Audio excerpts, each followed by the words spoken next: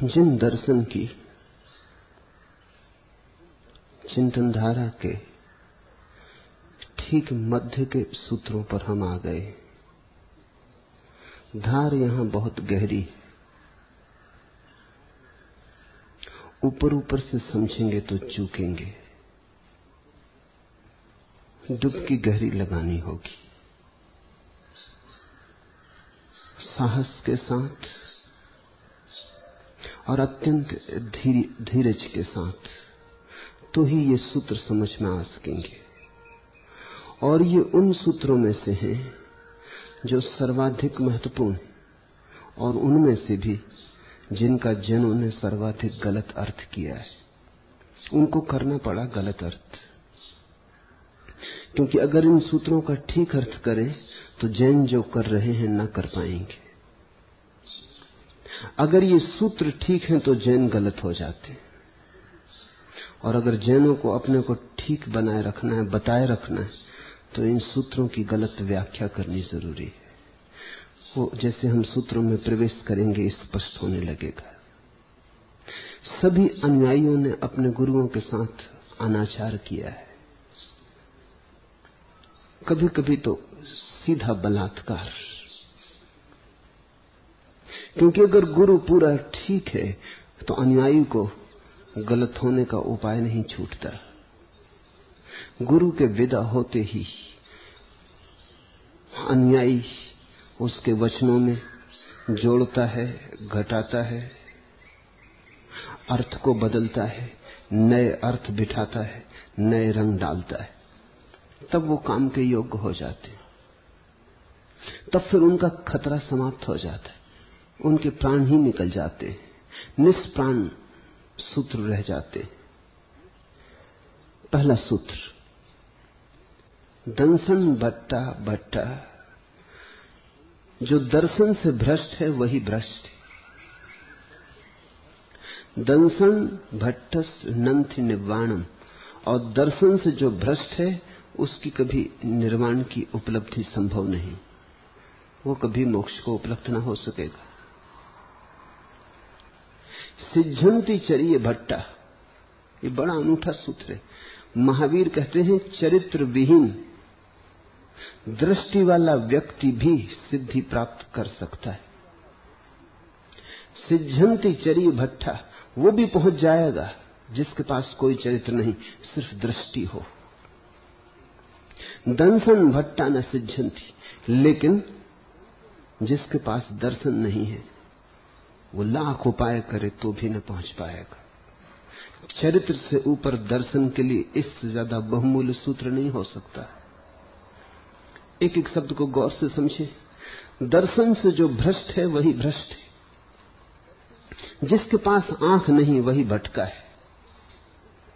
तुम चरित्र को कितना ही सुधार लो, तुम चरित्र को कितना ही अनुशासित परिमार्जित कर लो, लेकिन अगर ये चरित्र तुम्हारी ही दृष्टि से निष्पन्न नहीं हुआ है, उधार है, तो इससे मोक्ष न हो सकेगा। तुम सत्य बोलो, क्योंकि शास्त्र कहते हैं सत्य बोलो, सत्यम वद, इसलिए सत्य बोलते हो, लेकिन प्राणों में असत्य संग्रहित होता है। ऐसा हो सकता है कि तुम जीवन को इस तरह से बांध लो कि असत्य कभी जवान के बाहर ना आए। कठिन है, असंभव तो नहीं। जवान आखिर जवान है, काबू में रखी जा सकती है। और इतना तो कर ही सकते हो, अगर काबू में न रहती हो तो चुप हो जाओ, जवान काट ही दे सकते हो। इसलिए बहुत लोग मौन हो जाते, लेकिन मौन से असत्य थोड़ी मिट जाएगा। अब असत्य बोलते तो नहीं, लेकिन असत्य अगर बोलने से ही जुड़ा होता तो एक बात थी, असत्य तो तुम्हारे प्राणों में बैठा है। न बोलोगे तो दूसरों तक न पहुंचेगा, लेकिन तुम तो उससे मुक्त न हो जाओगे। बोलने से तो अभिव्यक्त होता था, पैदा थोड़ी होता था। बोलने से तो केवल प्रकट होता था, जन्मता थोड़ी था। असत्य तो भीतर बैठा है, बोलने से दूसरे को भी खबर मिल जाती थी। तो जो व्यक्ति चरित्र को साध लेगा शास्त्र के अनुसार, बिना स्वयं की दृष्टि के दूसरों के और उसके बीच के संबंध तो ठीक हो जाएंगे, वो व्यक्ति नैतिक हो जाएगा। लेकिन महावीर कहते हैं धार्मिक नहीं, मोक्ष उसके लिए नहीं, परम आनंद का द्वार उसके लिए न खुलेगा। वो अच्छा नागरिक हो जाएगा, सज्जन हो जाएगा, लेकिन संत नहीं। सज्जन का अर्थ है जिससे किसी को कोई नुकसान नहीं पहुंचता है, लेकिन स्वयं तो सज्जन अपना आत्मघात करता रहता है। जहर किसी पर नहीं फेंकता, लेकिन खुद ही पीता चला जाता है, तो खुद ही के रोए रोए में, रग रग में, श्वास श्वास में जहर फैल जाता है। तो जिनको तुम सच्चरित्र कहते हो, कभी उनकी अंतरात्मा में भी झांक के देखना, तुम उन्हें दुष्चरित्रों से भी ज्यादा जहर से भरा हुआ पाओगे ही, क्योंकि दुष्चरित्र तो थोड़ा बहुत बाहर भी फेंक लेता है, वो तो भीतर ही इकट्ठा किए चले जाते हैं। दुष्चरित्र का तो थोड़ा रेचन भी हो जाता है, उनका तो कोई रेचन भी नहीं होता। दुष्चरित्र तो ऐसा है कि श्वास लेता है, जीवनदायी ऑक्सीजन को पी लेता है, जीवन विरोधी कार्बन डाइऑक्साइड को बाहर फेंक देता है। लेकिन तुम जिसे सज्जन कहते हो वो ऐसा है कि कार्बन डाइऑक्साइड को भीतर इकट्ठा किया जाता है फेफड़ों में, बाहर नहीं फेंकता। उसके खुद के फेफड़े सड़ने लगते। सज्जन एक तरह के आत्मिक कैंसर की दशा में होता है। इसलिए एक बहुत बड़ा चमत्कार मनोवैज्ञानिकों को अनुभव में आया है कि गहनतम अपराधियों की आंखों में भी कभी कभी बच्चों जैसा निर्दोष भाव होता है, लेकिन तुम्हारे तथाकथित संतों की आंखों में नहीं होता। उनकी आंखों में बड़ी जटिलता, बड़ा गणित, बड़ा हिसाब, और वे 24 घंटे अपने को पकड़े हुए। क्षण भर को ढीला छोड़ा तो वो जो बांध रखा है जन्म भर का जहर, वो बिखर सकता है। संत क्षण भर को विश्राम नहीं करता। संत के लिए कहते हैं कोई छुट्टी नहीं, तथाकथित संत के लिए। वास्तविक संत तो 24 घंटे विश्राम में, विश्राम ही उसकी जीवन शैली है। लेकिन जिसे तुम संत कहते हो और जिसे महावीर के हिसाब से ज्यादा सज्जन कहना चाहिए, वो भी शिष्टाचार बस। ये जो तथाकथित संत है, ये एक क्षण को भी विश्राम में नहीं हो नहीं सकता, क्योंकि ये डरा हुआ है। जब भी अपने को ढीला छोड़ेगा, शिथिल करेगा, तो जो दबा रखा है वो गांठ खुलेगी। तुमने कभी देखा, एक झूठ तुम बोल दो तो फिर तुम शिथिल नहीं हो पाते, क्योंकि तुम शिथिल हुए तो कहीं झूठ निकल ना जाए। तुमने कहीं गपशप में बातचीत करने में भूल गए और कह दिया किसी से, तो झूठ बोलने वाला आदमी ज्यादा नहीं बोलता, सोच सोच के बोलता है। और जो बहुत झूठ बोलता है वो तो 24 घंटे सचेष्ट रहता है।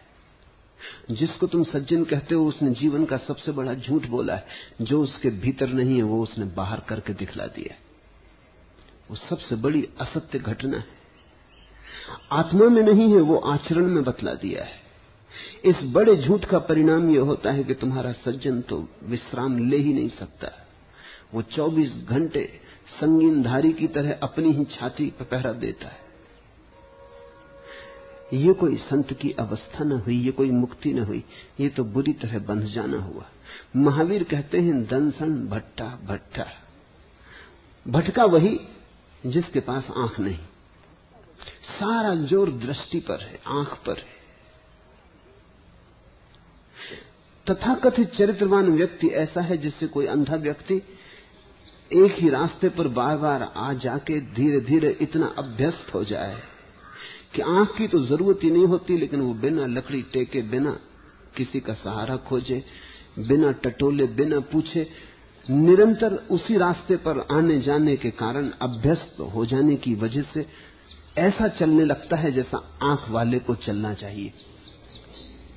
उसे चलते देखकर राह पर शायद तुम भी चमत्कृत हो जाओगे।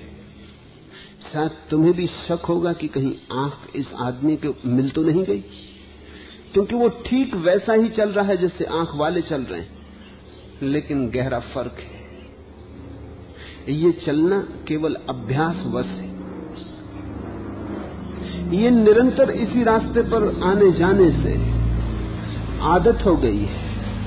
उसे रास्ते का एक एक पत्थर परिचित है, उसे रास्ते का एक एक मोड़ परिचित है। वो रास्ते पे चल लेता है, लेकिन चल लेने से कुछ आंख थोड़ी खुल जाती।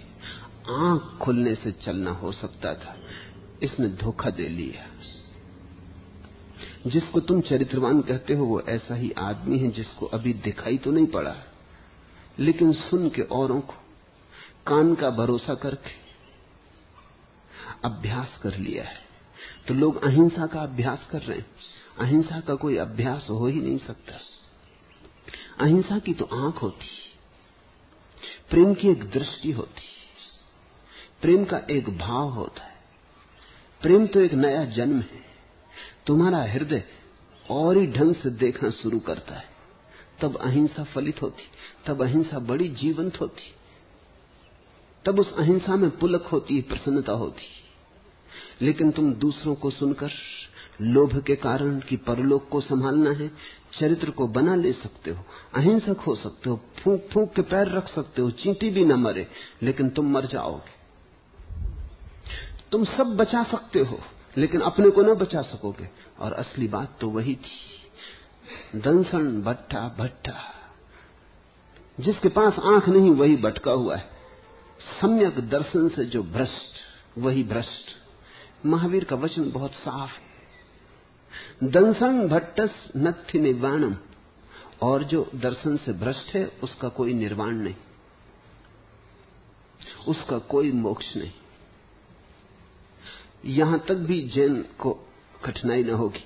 आगे जो सूत्र है, सिद्धंति चरिय भट्टा, चरित्र भ्रष्ट भी अगर आंख वाला है तो पहुंच जाता है।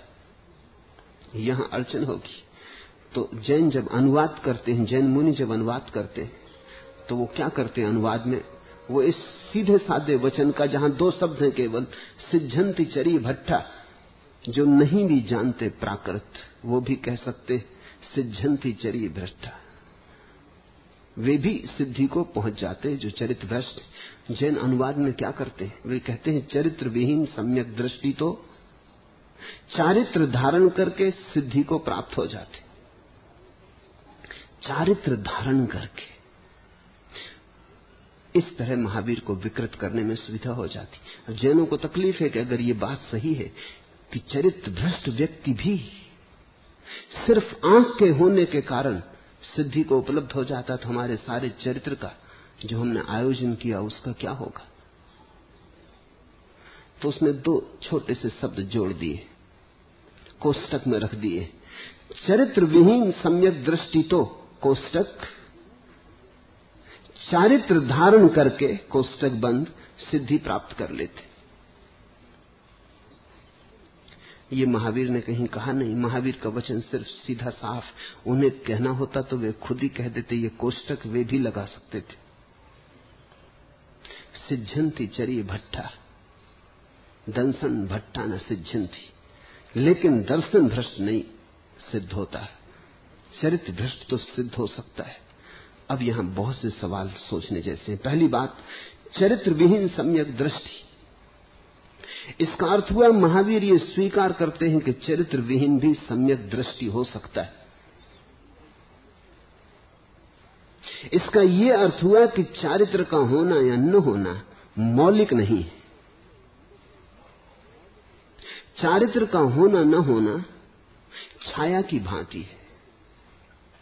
छाया बन भी सकती है, ना भी बने, क्योंकि छाया तुम पर निर्भर नहीं होती। तुम सोचते हो तुम्हारी छाया तुम्हारा पीछा करती, इस भूल में मत पड़ना। छाया तुम पर निर्भर नहीं होती, अन्य कारणों पर निर्भर होती। छाया तुम्हारी नहीं है जैसा तुम सोचते हो, सूरज पर निर्भर है। छाया में खड़े हो जाओगे तो छाया खो जाएगी। सूरज सिर पे आ जाएगा, छाया छोटी हो जाएगी। सूरज पीछे होगा, छाया आगे पड़ेगी। सूरज आगे होगा, छाया पीछे पड़ेगी। तुमने सदा यही सोचा है कि छाया मेरी, और गलत सोचा है। छाया से तुम्हारा क्या लेना देना? अगर सूरज न होगा तो कोई छाया न होगी। छाया तुम पर निर्भर नहीं है, अन्य कारणों पर निर्भर है। अगर तुम्हारे चारों तरफ कई प्रकाश लगा दिए जाएं तो कई छायाएं एक साथ बनने लगेंगी। यहां तुम बैठे हो, अगर कोई प्रकाश नहीं तो छाया न बनेगी। चारित्र मौलिक नहीं, और कारणों पर निर्भर होता है, छाया की भांति। लेकिन दर्शन मौलिक है, दृष्टि मौलिक है, वो तुम्हारी, वो किसी सूरज पर निर्भर नहीं। अंधेरे में भी जब सूरज नहीं होता तब भी तुम्हारी दृष्टि तुम्हारे पास, उसी दृष्टि के कारण तो तुम कहते हो बड़ा घना अंधेरा है। अंधेरा भी तो दिखाई पड़ता है, अंधे को अंधेरा भी दिखाई नहीं पड़ता। याद रखना, आमतौर से लोग सोचते हैं कि अंधा तो बेचारा अंधेरे में ही जीता होगा। इस भूल में मत पड़ना। किसी अंधे ने कभी अंधेरा नहीं देखा। जिसने प्रकाश ही नहीं देखा वो अंधेरा देखेगा कैसे? अंधा अंधेरे में नहीं होता। अंधे को तो पता ही नहीं कि अंधेरा जैसी कोई चीज होती। अंधेरे को देखने के लिए भी आंख चाहिए, प्रकाश के लिए भी आंख, अंधेरे के लिए भी आंख।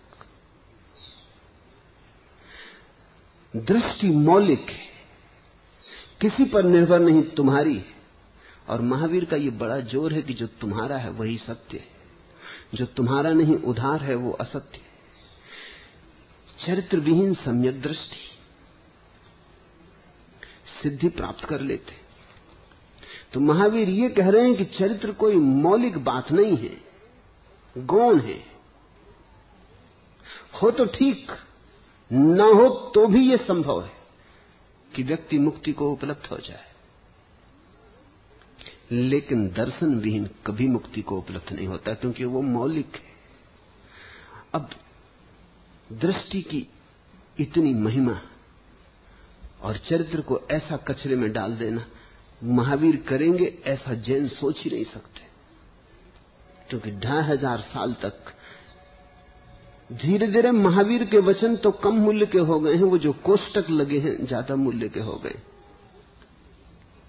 वो जो उनकी व्याख्याएं की गई वो ज्यादा मूल्य की हो गई। अब जैन मुनि डरे होंगे कि ये तो खतरनाक वचन है, ये तो अग्नि जैसा है, जला देगा, इसमें कहीं लोग भटक ना जाएं, कहीं लोग ये ना सोचने लगे कि चरित्र का कोई मूल्य नहीं। क्योंकि अगर चरित्र का कोई मूल्य नहीं तो जैन मुनि का कोई मूल्य नहीं, क्योंकि वो चरित्र के ही मूल्य पर उसका सारा व्यवसाय है। तो ये कोष्टक लगा देना जरूरी है। ये महावीर के साथ बेईमानी, ये महावीर के साथ बलात्कार है। चारित्र धारण करके सिद्धि को प्राप्त हो जाते। अगर ऐसा ही था तो कहने की जरूरत क्या है? जैसा जैन मुनि मानते हैं, अगर ऐसा ही है, अगर उनका वचन ही महावीर का ठीक ठीक अनुवाद है, चारित्र विहीन सम्यक दृष्टि तो चारित्र धारण करके सिद्धि को प्राप्त हो जाते हैं, अगर यही महावीर को कहना हो तो कहने की जरूरत क्या है? और अगर यही कहना होता तो फिर दूसरे वचन में भी उन्होंने एक कोष्टक और लगाना चाहिए था, किंतु सम्यक दर्शन से रहित सिद्धि प्राप्त नहीं कर सकते, उसमें भी एक कोष्टक लगा दो, किंतु सम्यक दर्शन से रहित भी तो सम्यक दर्शन को प्राप्त करके सिद्धि प्राप्त कर सकते। तब तो महावीर के अर्थ के सारे प्राण खो गए, फिर कहने की जरूरत क्या है? चरित्र विहीन चरित्र पाके सिद्धि पा लेते हैं, तो दर्शन विहीन दर्शन पाके सिद्धि पा लेंगे। कहने की जरूरत क्या है? कहने का प्रयोजन साफ है। महावीर भेद करना चाहते हैं कि दर्शन को उपलब्ध व्यक्ति तो चरित्र के बिना भी मुक्ति को पा लेते हैं, लेकिन जो दर्शन को उपलब्ध नहीं है वो चरित्र पाके भी मोक्ष को उपलब्ध नहीं हो सकते। ये इतना सीधा गणित की तरह 2 2 4 जैसा साफ है, लेकिन बड़े न्यस्त स्वार्थ है। महावीर को तो दर्शन उपलब्ध हुआ है, तो जिसको आत्मा मिल गई वो छाया की फिक्र छोड़ देता है, जिसको आत्मा नहीं मिली वो छाया की ही चिंता करता है, उसे छाया ही आत्मा जैसी मालूम पड़ती। जिसने अपने को देख लिया फिर वो दर्पण में अपनी छवि देखने के लिए थोड़ी बहुत आतुर होता है, जिसने अपनी आत्मा देख ली वो दर्पण में अपनी छवि देखने के लिए कोई चिंता नहीं करता। और अगर दर्पण खो जाए तो वो पागल नहीं हो उठता कि अब मैं क्या करूं, अब अपने चेहरे को कैसे देखूंगा। जिसने आत्मा देख ली वो चेहरे को देखने की फिक्र छोड़ देता है। चारित्र तो छाया है, चारित्र तो दर्पण में देखेगा या प्रतिबिंब है। चारित्र तो अपने और दूसरों के बीच संबंधों से जो दर्पण निर्मित होते हैं उनमें देखी गई छवि, वो आत्मा का सीधा अनुभव नहीं। तुम झूठ बोले, एक तरह का चरित्र निर्मित हुआ, तुम सच बोले, दूसरे तरह का चरित्र निर्मित हुआ। लेकिन तुम किसी से बोले झूठ या सच, दूसरे की जरूरत पड़ी। अकेले में तुम कैसे सच बोलोगे, कैसे झूठ बोलोगे? एकांत में बैठे पहाड़ पर तुम कैसे ईमानदार होगे, कैसे बेईमान होगे? कोई उपाय न रह जाएगा, दूसरा चाहिए। और जिस चीज के होने में दूसरे की जरूरत पड़ती उससे मोक्ष न हो सकेगा, क्योंकि मोक्ष का कुल अर्थ इतना ही है, अपने में पूरा हो जाना। ये तो पर निर्भर हुआ। महावीर कहते हैं धिक्कार है परवस्ता पर। ये तो परवस्ता ही हुई, ये तो दर्पण के बिना कोई उपाय ना चलेगा। ये तो अगर मुझे संत होना है तो लोगों के बीच होना चाहिए। और मजे की बात है, जरा ख्याल करना, अगर तुम्हें बड़ा संत होना हो तो लोगों को असंत होना चाहिए, तभी तुम बड़े संत हो सकोगे। अगर सभी लोग संत हो तुम्हारा संतत्व खो जाएगा। थोड़ी देर सोचो, कोई ऐसी दुनिया जहां सभी राम जैसे मर्यादा पुरुषोत्तम, तो दशरथ के बेटे राम को कौन पूछेगा? ये तो पूछ इसलिए चलती कि ये मर्यादा पुरुषोत्तम अकेले, तो इनकी मर्यादा तुम्हारी अमर्यादा पर निर्भर है। साधु का साधु होना तुम्हारे असाधु होने पर निर्भर है। अगर बहुत गहरे में देखो तो साधु मिट जाएगा जिस दिन जगत साधु हो जाएगा। तो साधु का निहित स्वार्थ यही है कि जगत साधु ना हो जाए, जगत असाधु रहे। नेता तभी तक नेता है जब तक और लोगों को नेता होने का ख्याल पैदा नहीं हुआ है। जब तक अनुयायी अनुयायी होने को राजी, तब तक नेता नेता है। जिस दिन अनुयायियों ने भी घोषणा कर दी कि हम भी नेता हो गए, उस दिन नेता खो जाएगा। अमीर तभी तक अमीर है जब तक गरीब है, और तुम्हारे पास बड़ा महल तभी तक हो सकता है जब तक और लोगों के पास छोटे झोपड़े। तो जैसे बड़ा महल वाला आदमी न चाहेगा कि सभी के पास बड़े महल हो जाएं, ये तो साफ समझ में आता है। अर्थशास्त्र का सीधा नियम है कि अमीर का मजा उसकी अमीरी में तभी तक है जब तक और लोग गरीब हैं। तुम्हारे पास एक शानदार कार है तो उसका मजा तभी तक है जब तक दूसरे लोगों पर, राह चलते लोगों पर बरसात में तुम कीचड़ उछालते हुए कार से निकल जाते हो। अगर सभी के पास वैसी गाड़ियां हैं, बात खत्म हो गई। तुम्हारा सारा मजा इस कार में चला जाएगा। इस कार का मजा कार में न था, दूसरों के पास कार नहीं है उसमें था। जीवन का जाल बड़ा जटिल है। मेरे एक मित्र हैं कलकत्ते में, उनके घर में कभी कभी रुकता था। वो बिल्कुल पागल थे अपने मकान के लिए। उन्होंने शानदार मकान बनाया था, कलकत्ते में उसकी कोई तुलना न थी। उन्होंने पूरे कलकत्ते को मात कर दिया था। 24 घंटे वो मकान के ही ख्याल से भरे रहते थे। तो जब भी मैं उनके घर जाता तो मकान मकान, ये दिखाते वो दिखाते, नया स्विमिंग पूल बना डाला, क्या क्या उन्होंने कर डाला है वो दिखाते। एक बार जब मैं गया तो उन्होंने मकान की कोई बात ना की, और मैं तो पहले से तैयार होकर आया था कि वो मकान की बात सुननी पड़ेगी। वो कुछ बोले नहीं मकान पे, कुछ बड़े उदास दिखे। उत्साह भी कुछ ढीला मालूम पड़ा, कुछ सुस्त से मालूम पड़े। सांझ होते होते मैंने पूछा मामला क्या है, मकान का क्या हुआ? उन्होंने कहा वो बात ही मत उठाओ।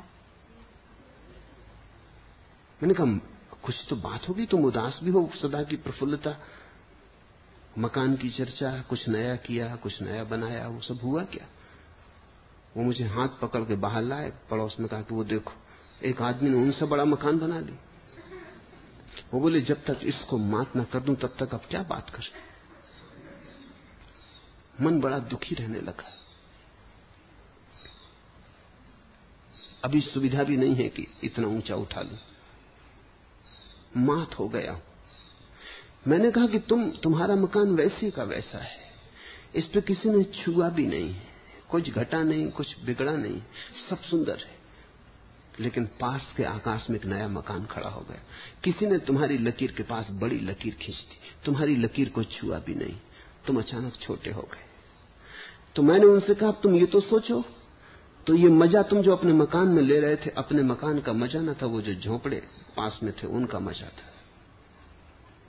तो तुम्हारी अमीरी किसी के गरीब होने में निर्भर है, और वही बात तुम्हारे साधु के संबंध में भी सच है। अगर दुनिया से असाधु खो जाए तो तुम्हारा साधु, फिर कौन उसे मंदिरों में विराजमान करेगा, कौन उसके सामने पूजा के थाल सजाएगा, कौन अर्चना के दीप उतारेगा, वो खो जाएगा। इसलिए साधु कहता तो यही है तुमसे कि सब साधु बनो, लेकिन उसकी अंतरतम की प्रार्थना यही होती है कि हे प्रभु इन सबको साधु मत बना देना। उसकी हालत जिसको मनोवैज्ञानिक कहते हैं पैराडॉक्सिकल इंटेंशन, विरोधाभासी आकांक्षा की। जैसे चिकित्सक के पास तुम जाते हो, तुमने कभी ख्याल किया अगर तुम्हारी जेबें भरी हो तो बीमारी के ठीक होने में ज्यादा देर लगती। इस अर्थ में गरीब आदमी सौभाग्यशाली। अगर तुम बहुत अमीर हो और एक दफे बीमार पड़ गए तो पड़ गए, अब तुम ठीक ना हो सकोगे, क्योंकि चिकित्सक की विरोधाभासी आकांक्षा है।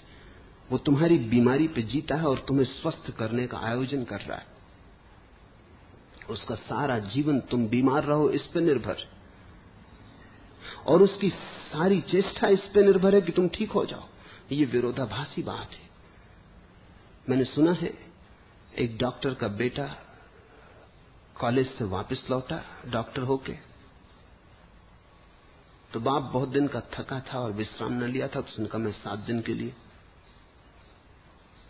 छुट्टी पे चला जाऊं, पहाड़ चला जाऊं, अब तू घर आ गया, तू संभाल ले। 7 दिन बाद जब बाप लौटा तो बेटे ने उसे बड़ी खुशी से दरवाजे पर कहा कि पिताजी, जिस सेठानी को आप 20 साल में ठीक न कर पाए उसे मैंने 5 दिन में ठीक कर दिया। बाप ने सिर ठोक लिया। उसने कहा ना समझ, उसी की वजह से तू कॉलेज में पढ़ सका और उसी पे आशा थी कि और बच्चे भी पढ़ लेंगे। उसे ठीक करना ही नहीं था। ये तूने क्या किया? तूने सारा खेल खराब कर दिया।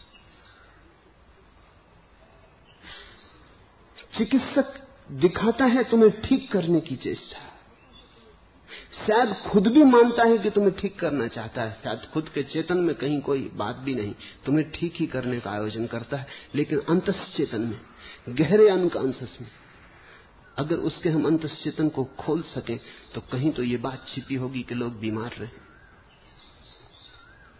बीमार रहे तो ही तो वो जी सकता है। एक रात एक मधुशाला में बड़ा उत्सव रहा। एक आदमी पहली दफे अपने मित्रों को लेकर आया था और उसने खूब रुपए उछाले, खूब पिया पिलवाया। मधुशाला का मालिक भी चकित हो गया, ऐसा दिलदार उसने कभी देखा न था। और जब आधी रात वो जाने लगे हजारों रुपए लुटा के, तो उसने अपनी पत्नी से कहा कि ऐसे ग्राहक रोज आते रहे तो कुछ ही दिनों में मालामाल हो जाएंगे। चलते चलते उसने अपने इस ग्राहक को कहा कि कभी कभी आया करे।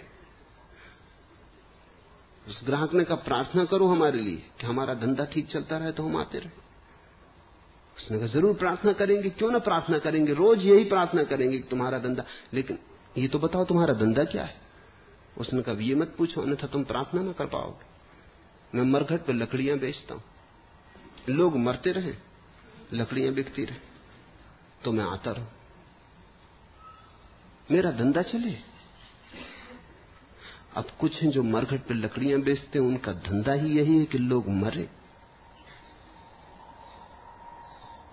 एक गांव में एक नया नया इंस्पेक्टर आया। वो दिन भर बैठा रहा, कपड़े लत्ते सजा के, बेल्ट इत्यादि, जूते इत्यादि बांध के दिन भर बैठा रहा। बार बार चौंक के देखे लेकिन कोई घटना ही न घटी दिन भर, न कोई चोरी हुई, न कोई डांका पड़ा, न कहीं कोई हत्या हुई, न किसी ने आत्महत्या की, न कोई दंगा फसाद हुआ, न कोई हिंदू मुसलमान मरे, कुछ भी न हुआ। वो जरा उदास होने लगा। सांझ होने लगी तो उसका चेहरा एकदम फीका पड़ने लगा। उसके मुंशी ने कहा, आप घबराओ मत, मुझे मनुष्य के स्वभाव तो पूरा भरोसा है, ठहरो, कुछ न कुछ होके रहेगा, अभी रात पड़ी, तुम इतने उदास क्यों हुए जा रहे हो? अब वो जो चोर को पकड़ने पे जीता है, वो पकड़ता चोर को है, लेकिन प्रतीक्षा करता है कहीं चोरी हो। वो जो न्यायाधीश है, वो सजा देता है हत्यारों को, लेकिन उसका सारा होना उन्हीं के होने पर निर्भर है, उन्हीं की साझेदारी में वो न्यायाधीश। जीवन के इस व्यंग को समझना। साधु तुमसे कहे चला जाता है कि क्या तुम असाधु बने हो, बनो साधु, बनना भर मत, अन्यथा वो नाराज हो जाएगा। एक साधु दूसरे साधु से प्रसन्न थोड़ी, एक साधु दूसरे साधु से बड़ा अप्रसन्न है। तुम असाधु हो, इससे वो खुश है, उसकी साधुता, उसका ऊंचा सिंहासन तुम्हारी छाती पर लगा है। अगर वास्तविक रूप से किसी दिन दुनिया धार्मिक हो जाएगी तो न असाधु रह जाएंगे न साधु रह जाएंगे। साधु का सारा बल इसमें है कि उसके पास चरित्र है और तुम्हारे पास नहीं। उसने कुछ करके दिखा दिया जो तुम नहीं कर पाए, भला वो करना बिल्कुल मूढ़तापूर्ण हो, भला वो इस तरह का मूढ़तापूर्ण हो कि एक आदमी रास्ते पर शीर्षासन लगा के खड़ा हो जाता है। अब इसमें कुछ गुण नहीं, लेकिन भीड़ लग जाएगी, लोग पैसे भी चढ़ाने लगेंगे, क्योंकि तुम शीर्षासन लगा के घंटों नहीं खड़े रह सकते। बस इतना काफी। कोई आदमी 36 घंटे साइकिल पर चढ़ा हुआ चक्कर लगाता रहता, उसको भी पैसे मिल जाते हैं, उसके भी अखबार में फोटो छप जाते, कुछ अर्थ नहीं। 36 घंटे या 36 जन्म भी साइकिल पे चढ़े रहो, क्या सार। लेकिन जो दूसरे नहीं कर सकते वो किसी ने कर दिया, बस काफी है, उसका सम्मान होना शुरू हो जाता है। तुम्हारे साधुओं के सम्मान में तुमने देखा, किसी ने 3 महीने का उपवास किया, बस तुम सम्मान से भर गए। ये 3 महीने साइकिल पर सवार रहने से ज्यादा भिन्न बात नहीं है। या किसी ने अपने शरीर को सुखा के हड्डियां कर लिया, तुम प्रभावित हो गए। या किसी ने अपने बाल बच्चों को, घर गृहस्थी को, सब कुछ छोड़ के उजाड़ के जंगल में खड़ा हो गया, बस तुम चले पूजा के फूल लेकर। ये तुम नहीं कर पाते हो तो तुम सोचते हो तुम कमजोर हो, और इस आदमी ने कर लिया।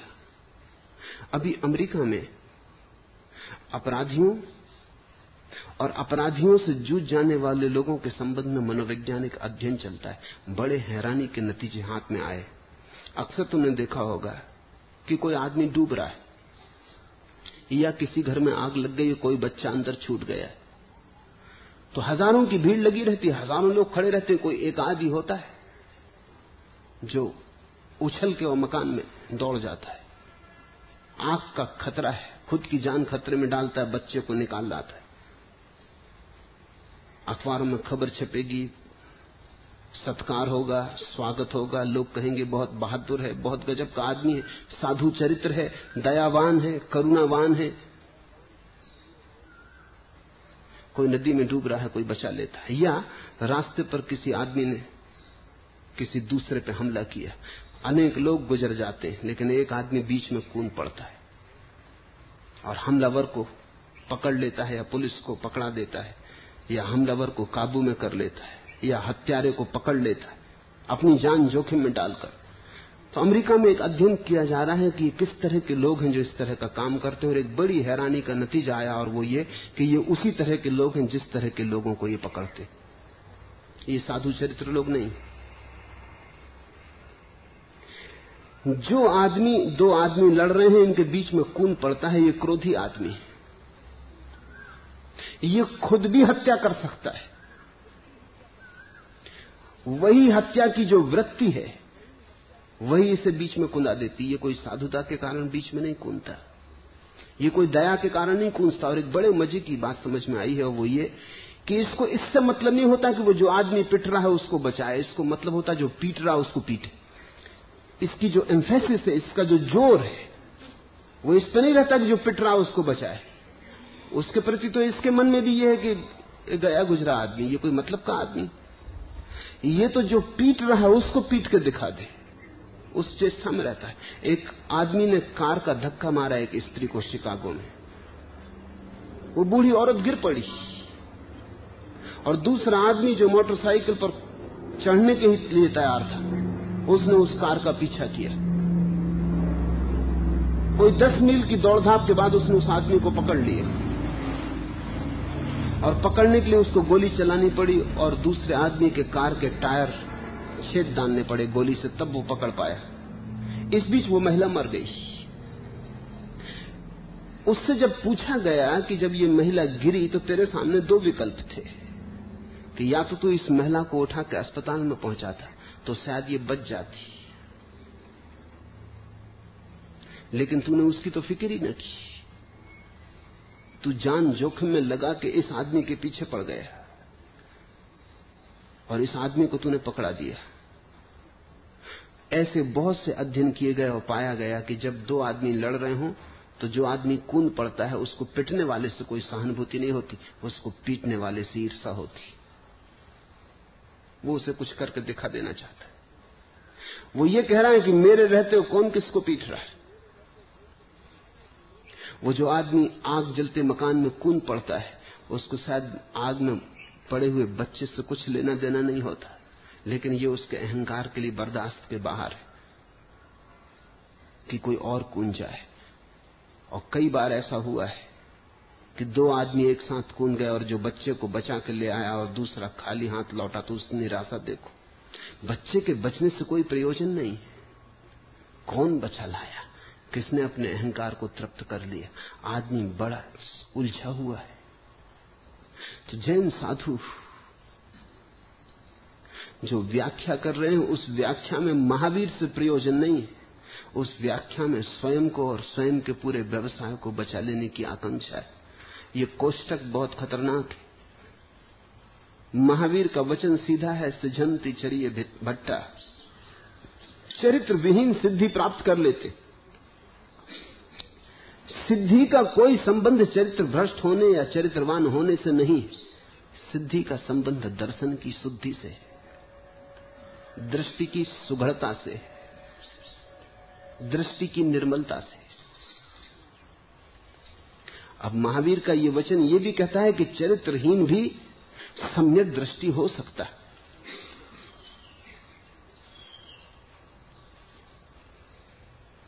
और चरित्रवान भी दृष्टिविहीन हो सकता है। शुभ होगा अगर तुम चरित्रवान और दृष्टिवान दोनों हो। ये तो अच्छा ही होगा, ये तो सोने में सुगंध हो जाएगी कि तुम्हारे पास दृष्टि भी है और आचरण भी। और अक्सर तो दृष्टि होती तो आचरण होता ही है, आ ही जाता है, लाना नहीं पड़ता। लेकिन फिर महावीर ऐसा क्यों कहते हैं कि चरित्र विहीन सम्यक दृष्टि भी पहुंच सकता है? वो ये कह रहे हैं कि बहुत बार ऐसा होता है कि जो तुम्हारा चरित्र है वो दूसरों को चरित्र न मालूम पड़े, क्योंकि दूसरों की धारणाएं अनिवार्य रूप से दर्शन से जो चरित्र पैदा होता उससे मेल खाएं न खाएं। इसे समझना, जिसके पास दृष्टि है वो दीवार से क्यों निकलने की कोशिश करेगा? वो तो दरवाजे से निकलेगा ही। लेकिन ये हो सकता है कि उसे जो दरवाजा मालूम होता है वो तुम्हें दरवाजा न मालूम होता हो, देखने वालों को न मालूम होता हो। महावीर जब नग्न खड़े हो गए तो अनेकों को लगा ये तो बात अनैतिक है, ये तो चरित्रहीनता है। तुम ये मत सोचना कि आज जब रास्ते पे कोई आदमी नग्न खड़ा हो जाता है तो तुम सोचते हो चरित्रहीनता है। उस दिन भी यही लोगों ने सोचा था। लोग वही के वही हैं, लोग वैसे के वैसे हैं। महावीर को मारा पीटा, गांवों से निकाल दिया, गांवों में ठहरने न दिया, वर्षों उनको जंगलों में बिताने पड़े। नग्नता बड़ी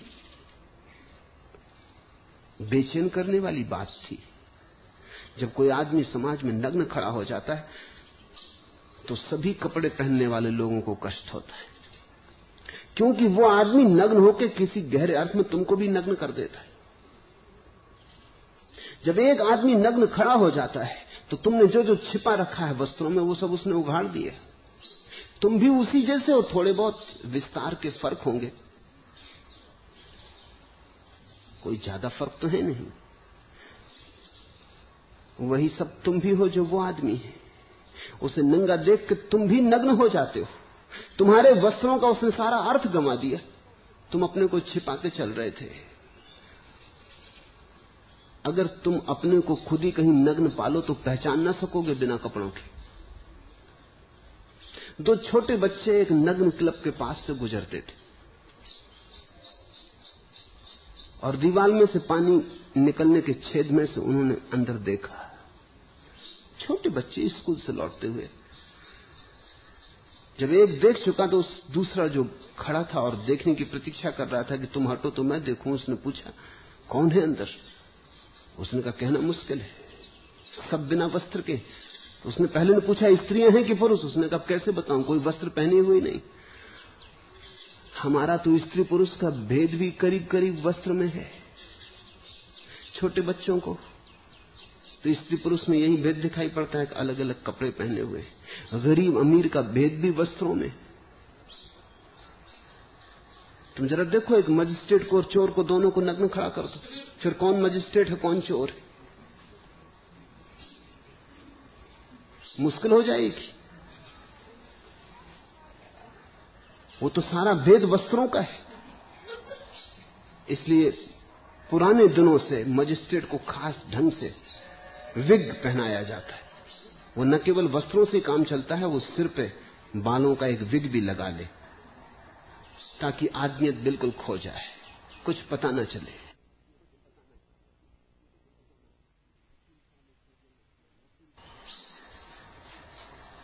वकील काले चोगे में खड़े हो जाते।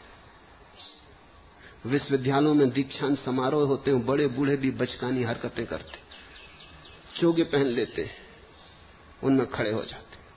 लेकिन वही भेद है, नहीं तो उपकुलपति कुलपति कौन, चांसलर वाइस चांसलर कौन, मुश्किल हो जाएगा पहचान करना। इसलिए हम कपड़ों पर बड़ी जिद करते हैं।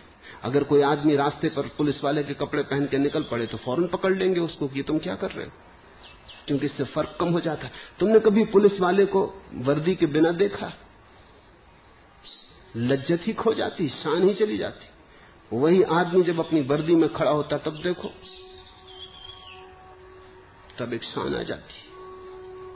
कर्नल राज वहां बैठे हुए, सिर छिपाए हुए, उनको सन्यासी के वेश में देखो, और जब वो मेजर कर्नल के वेश में होते तब देखो, तब बात ही और बदल जाती। आदमी चलता और ढंग से जब कपड़े कर्नल के होते, उसके पैरों की आवाज, उसके जूतों की चरमराहट, उसके कपड़ों की शिकन सब बदल जाती। आदमी की थोड़ी हमें हिसाब है, हमें हिसाब तो कपड़ों के। कहते हैं गालिब को बहादुर शाह ने निमंत्रित किया था भोजन के लिए। वो गरीब आदमी था, अपने साधारण कपड़ों को पहने चला गया। मित्रों ने कहा भी कि इन कपड़ों में तुम्हें कोई दरबार में प्रवेश न करने देगा, पर उसने कहा कि निमंत्रण मुझे मिला है कि कपड़ों को। जिद्दी नहीं माना, गया। जब द्वारपाल को जाके उसने कहा कि मुझे भीतर जाने दो, तो द्वारपाल ने धक्का देकर उसे हटा दिया। उसने कहा कि भिखमंगों के लिए राजमहल में निमंत्रण, दिमाग खराब हो गया। उसको तो भरोसे नहीं आया कि ये दुर्व्यवहार।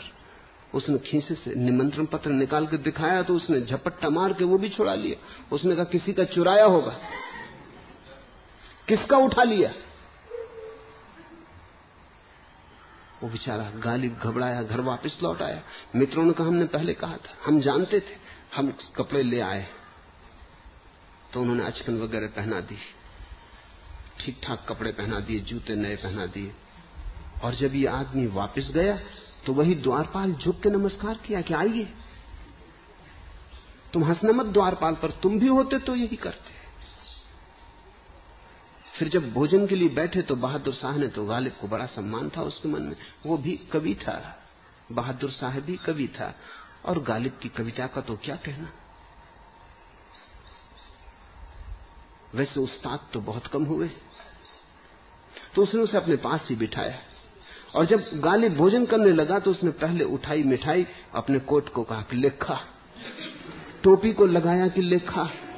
तो बहादुर साहब को कुछ लगा कि कभी पागल होते हैं ये तो ठीक है, लेकिन इतने होते हैं ये नहीं सोचा। उसने कहा क्षमा करें, आप ये क्या कर रहे हैं, ये कौन सी शैली है भोजन करने की। गालिब ने कहा मैं तो पहले भी आया था, मैं तो लौटा दिया गया, मैं फिर आया ही नहीं। ये तो अब वस्त्र आए, ये भोजन इन्हीं के लिए है, इन्हीं को प्रवेश मिला है, मुझे तो प्रवेश नहीं मिला, मैं तो बाहर से लौट गया हूं, वो तो पहरेदार ने धक्का दे दिया है।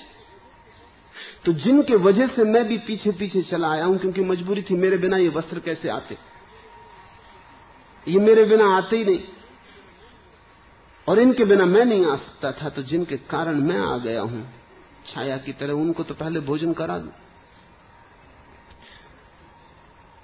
महावीर जब नग्न खड़े हो गए तो उन्होंने तुम सबको नग्न कर दिया, उन्होंने सबके वस्त्र उघाड़ दिए। बड़ी अनैतिकता मालूम पड़ी लोगों को, ये आदमी तो खतरनाक है, इसको कौन चरित्रवान कहेगा, ये कैसी मर्यादा, ये तो मर्यादा छोड़ना है, ये तो स्वच्छंदता है। इसलिए महावीर कहते हैं कि सम्यक दृष्टि तो अनिवार्य रूपेण आचरण वाला होता है, लेकिन उसका आचरण समाज की तथाकथित धारणा से मेल खाए न खाए। इसलिए वो कहते हैं कि अगर न भी मेल खाए तो कोई फर्क नहीं पड़ता। सिद्धंति चरी भट्टा, वो जिसको लोग सोचते हैं चरित्र भ्रष्ट, वो भी केवल दर्शन के सहारे मुक्त हो जाता है, सिद्धि को उपलब्ध हो जाता है, किंतु सम्यक दर्शन से रहित सिद्धि प्राप्त नहीं कर सकते। इसलिए जो पाना है, जो खोजना है, वो दृष्टि है, वो देखने का ढंग है, वो साफ सुथरी आंख है, वो निर्मल भाव दशा है। आंख पर कोई विचार न रह जाए, आंख पर कोई धारणा न रह जाए, आंख पर कोई पक्षपात न रह जाए। आंख ऐसी निर्मल हो, पारदर्शी हो कि जो है जैसा है वैसा दिखाई पड़ने लगे, बस पर्याप्त है। उसके पीछे ज्ञान अपने से आ जाता, चारित्र अपने से आ जाता है। लेकिन ये चारित्र जरूरी नहीं है कि समाज की सम्मत मान्यताओं के अनुकूल हो, ये तुम्हारी दृष्टि के अनुकूल होगा। लेकिन जिसके पास दृष्टि है वो चिंता भी नहीं करता कि उसके चरित्र को आदर मिलता है या नहीं। जिसके पास दृष्टि है वो तुम्हारे मत का कोई विचार नहीं रखता कि तुम क्या सोचते हो। तुम्हारे सोचने पर, तुम्हारी धारणाओं पर, तुम्हारी प्रशंसा और निंदा पर उसके चरित्र के आधार नहीं होते, उसके चरित्र के आधार अपनी अंतर्दृष्टि पर होते। अगर वो अकेला भी है और सारा संसार भी उससे भिन्न सोचता है तो भी वो मस्त है। अर्थ सुनता नहीं किसी की बात, हाल में अपने मस्त है शायद, वो अपनी मस्ती में होता है, वो उन्मत्त होता है अपने आनंद में। अर्थ सुनता नहीं किसी की बात, हाल में अपने मस्त है शायद। तो महावीर कोई चिंता नहीं करते कि तुम किसे आचरण कहते हो। महावीर को जो आचरण दिखाई पड़ता है वो घटता है, और ऐसे बलशाली पुरुष आचरण के नए मापदंड, नए प्रतिमान दे जाते हैं। ऐसे बलशाली पुरुष ही, ऐसे महावीर ही आचरण की नई नई सूझे, नए नए आकाश खोल जाते। तो नग्नता को भी आचरण दे दिया, नग्नता महावीर के साथ जोड़ के निर्दोष हो गई। लोग वस्त्रों में भी इतने सुंदर नहीं हैं जितने महावीर अपनी नग्नता में सुंदर थे। लोग वस्त्रों में छिपके भी, वस्त्रों में ढके हुए भी इतने सुगंधपूर्ण नहीं है जितने महावीर अपनी नग्नता में थे। महावीर की नग्नता शुद्ध, निर्दोष बालपन हो गई, छोटे बच्चे की नग्नता हो गई। महावीर इस जगत में नग्नता के निर्दोष होने के पहले प्रमाण।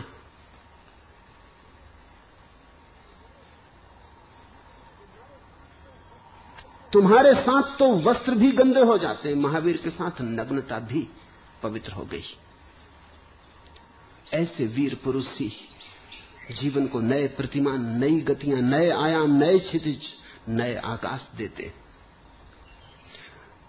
इसलिए धार्मिक व्यक्ति अनिवार्य रूपेण विद्रोही होता है, होगा ही, क्योंकि तुम्हारी पिटी पिटाई, सड़ी सड़ाई धारणाएं तुम रखो अपने पास। वो तुम्हारी धारणाओं के अनुकूल अपने को ढांचे में नहीं ढालता, वो तो अपनी दृष्टि के अनुकूल जीता है।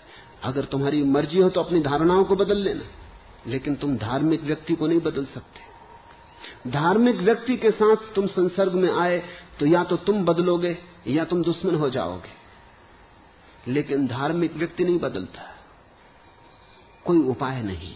इसलिए नहीं कि धार्मिक व्यक्ति जिद्दी होता है, इसलिए नहीं कि हठग्राही होता है, बल्कि इसलिए कि उसकी दृष्टि उसे जहां दरवाजा दिखाती वहीं जाता है।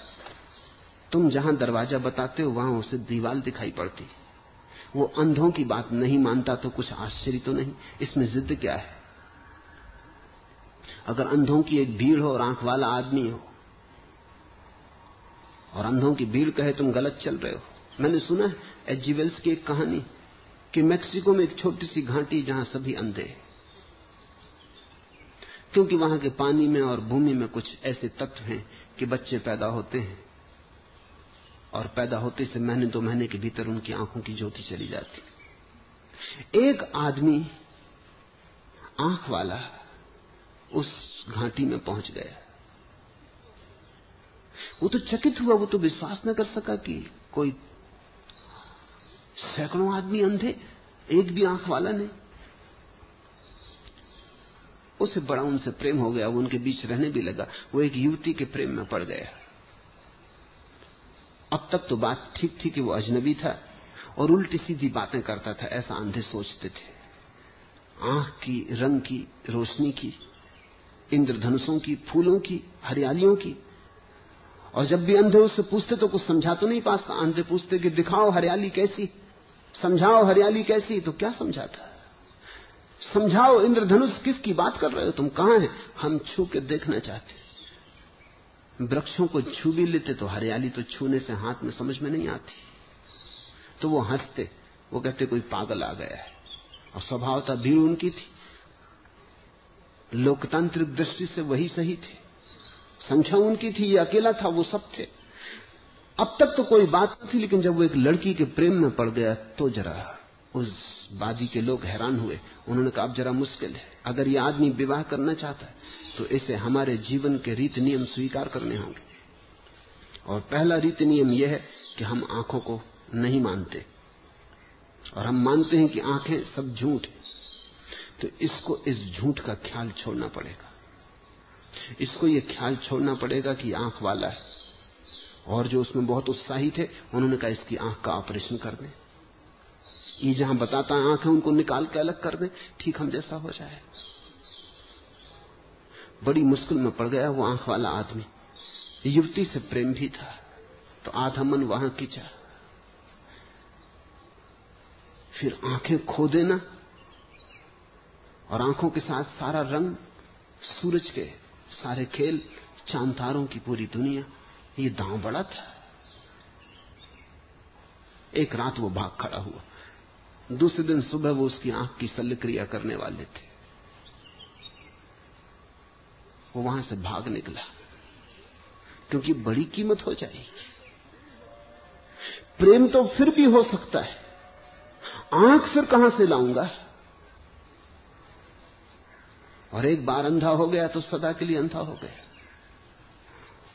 और ये सृष्टि को जिसने एक बार आंख से देख लिया फिर बिना आंख के बहुत फीकी हो जाएगी, फिर जीने जैसी न रह जाएगी। वस्तुतः सच्चाई तो ये थी कि उस स्त्री के प्रेम में भी वो आंखों के कारण पड़ा था। वो उसका रूप, उसका रंग, उसके नक्श उसे भा गए थे। तो जिन आंखों के कारण वो स्त्री को खोज पाया था उन्हीं आंखों को गमा दे ये उसकी समझ में ना आया, वो भाग खड़ा हुआ। महावीर जैसे व्यक्ति अंधों की बस्ती में पड़ जाते, लेकिन आंखों की शल्य क्रिया करवाने को वो राजी न होंगे। इसलिए महावीर कहते हैं चरित्र विहीन सम्यक दृष्टि तो सिद्धि प्राप्त कर लेते, किंतु सम्यक दर्शन से रहित सिद्धि प्राप्त नहीं कर पाते। जरा अपनी तरफ गौर करो, कैसी तुम्हारी हालत है।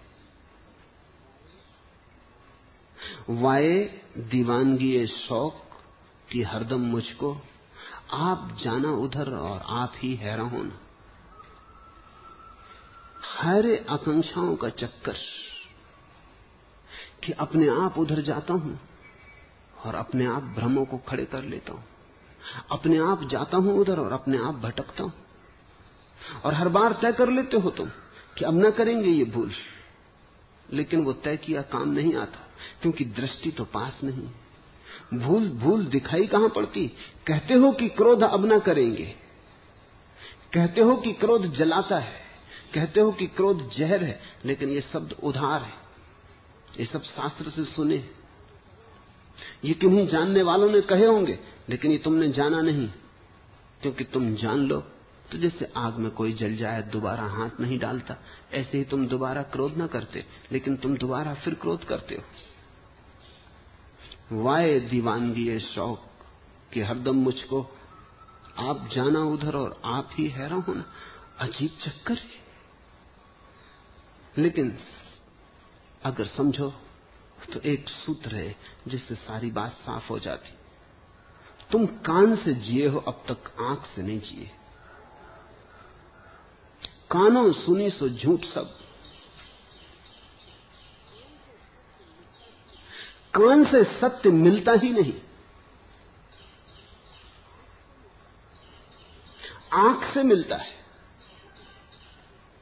इसलिए तो हमने सत्य की खोज को दर्शन कहा है, वो आंख की खोज। इसलिए तो जिन्होंने खोज लिया उनको हमने दृष्टा कहा है, आंख मिल गई। अगर कान से मिलता होता सत्य तो हम दर्शन न कहते, श्रवण कहते। अगर कान से मिलता होता सत्य तो जो पा लेते उनको हम श्रोता कहते, दृष्टा न कहते। सत्य का कुछ संबंध साक्षात्कार से है। कान को तो धोखे दिए जा सकते, आंख को धोखे नहीं दिए जा सकते। और जिस आंख की हम बात कर रहे हैं वो इन बाहर की आंखों की ही बात नहीं, भीतर की आंख की बात है। वहां एक जागरूकता का पुंज चाहिए, ऐसा सघनीभूत कि उस सघनीभूत जागरूकता से तुम्हें दिखाई पड़ने लगे, वो तुम्हारे भीतर की रोशनी बन जाए। नत्थि जागरतो भयम, बुद्ध ने धम्म पद में कहा है कि जागे हुए को भय नहीं, सब भय सोए हुए को है। ऋग्वेद में एक बड़ा बहुमूल्य सूत्र है, भूत्यई जागरणम अभूत्यई स्वप्नम। जागने से उन्नति, सोने से स्वप्न से अवनति। जिसको महावीर सम्यक दृष्टि कहते हैं उसका अर्थ है जागा हुआ, देखता हुआ, आंख वाला। तुम जीवन को देखने में लगो। शास्त्रों के पढ़ने से ये न होगा, तुम जीवन के शास्त्र को देखने में लगो। जीवन में जो भी है उसके संबंध में धारणाएं मत बनाओ, पहचान बनाओ। क्रोध है तो क्रोध को देखो, घृणा है तो घृणा को देखो, प्रेम है तो प्रेम को देखो, मोह है तो मोह को देखो, लोभ है तो लोभ को देखो। जल्दबाजी में मत पड़ो। चरित्र की चेष्टा करने वाला बड़ा जल्दबाज, वो लोभ को देखते नहीं और अलोभ को साधने लगता है, यही फर्क है। वो क्रोध को देखते नहीं, अक्रोध की आकांक्षा में संलग्न हो जाता है, काम वासना में आंख नहीं डालता और ब्रह्मचर्य के नियम ले लेता है। यही महावीर कह रहे हैं, ऐसा चरित्र पहुंचाएगा ना, उधार से कभी कोई गया नहीं।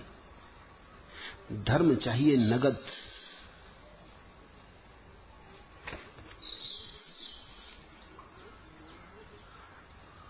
एक मुअम्मा है समझने का न समझाने का, जिंदगी काहे को है, एक ख्वाब है दीवाने का।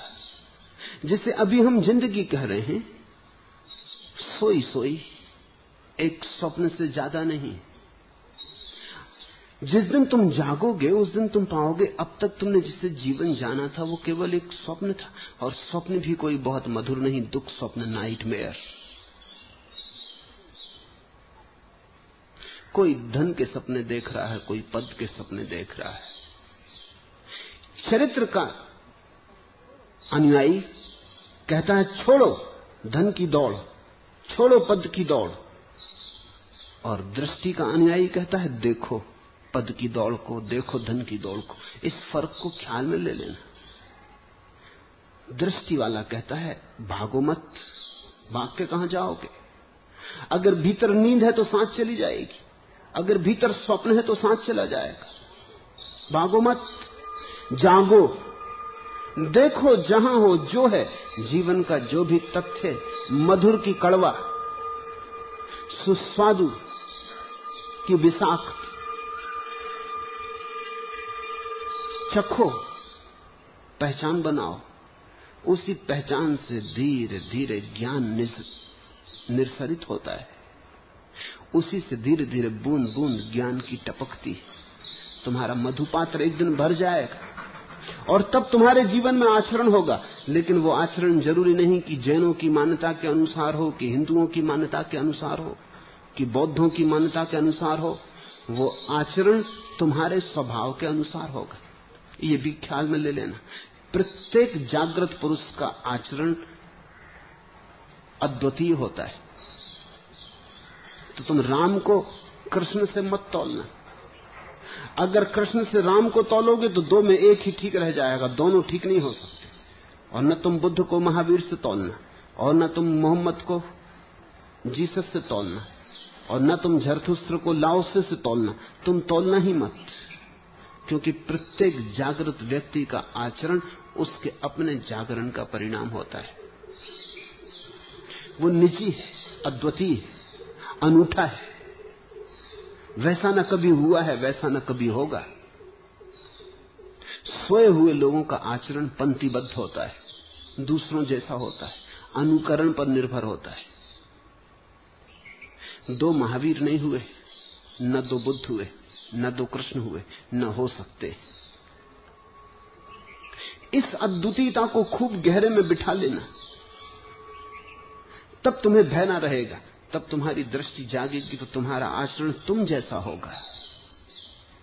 और परमात्मा अगर कहीं होगा तुमसे पूछेगा तो ये ना पूछेगा कि तुम महावीर जैसे क्यों ना हुए, वो तुमसे पूछेगा तुम जैसे क्यों ना हुए, तुमने अपने स्वभाव को खिलाया क्यों ना, तुम जो होने को पैदा हुए थे विकसित क्यों ना हुए, तुमने अपने बीज को फूलों तक क्यों ना पहुंचाया। इसकी फिक्र छोड़ देना कि तुम किसी से तालमेल खा रहे हो कि नहीं, क्योंकि सत्य अनूठा है। किसी गहरे अर्थ में तालमेल खाता भी है और किसी गहरे अर्थ में बिल्कुल भिन्न होता है। अगर बहुत गहराई में कृष्ण के उतरोगे अंतस्थल में तो ठीक महावीर को पालोगे, लेकिन बाहर बाहर से देखोगे तो महावीर कहां, कृष्ण कहां, बड़े अलग अलग है। तुम भी अलग ही होने वाले हो। धर्म व्यक्ति को व्यक्ति बनाता है और संप्रदाय व्यक्ति को भीड़ बना देते। भीड़ से बचना। धर्म निजी और वैयक्तिक खोज। दूसरा सूत्र, एक ओर सम्यक्त्व का लाभ और दूसरी ओर त्रैलोक का लाभ हो तो त्रैलोक के लाभ से सम्यक दर्शन का लाभ श्रेष्ठ। एक तरफ मिलती हो दृष्टि और दूसरी तरफ मिलते हो तीनों लोक के खजाने और सारी संपदा और साम्राज्य, तो भी महावीर कहते हैं तीनों लोक के साम्राज्य और संपदा से दृष्टि का लाभ श्रेष्ठ है। क्योंकि अंधे के हाथ में साम्राज्य हो तो भी वो भिखारी रहेगा, और आंख वाले के पास भिक्षा का पात्र भी हो तो साम्राज्य बन जाता। आंख का सारा खेल है। इसलिए तो ये अनूठी घटना घटी कि महावीर भिखारी की तरह राह पर खड़े हो गए। लेकिन इनसे बड़े सम्राट कभी किसी ने देखे कि बुद्ध ने राजमहल छोड़ दिया, राह के भिखारी हो गए, कुछ भी उनके पास न रहा। लेकिन फिर भी जितना इस आदमी के पास था, किसके पास कब रहा। जीवन को बड़ी से बड़ी संपदा मिलती है दृष्टि से, और कोई संपदा उसके मुकाबले बड़ी नहीं। सम्मतस या लंभो, तैलोकस या हवेज्यो लंभो, सम्म दंसन लंभो वरम खू तैलोकम लंबंदो। मत चुनना 3 लोक की संपदा को, लोभ को, लाभ को। दृष्टि मिलती हो तो सब उसके लिए गंवा देने जैसा है। सब गंवा के दृष्टि मिलती हो तो बचा लेना, और सब बचा के दृष्टि खोती हो तो ये महंगा सौदा मत कर लेना।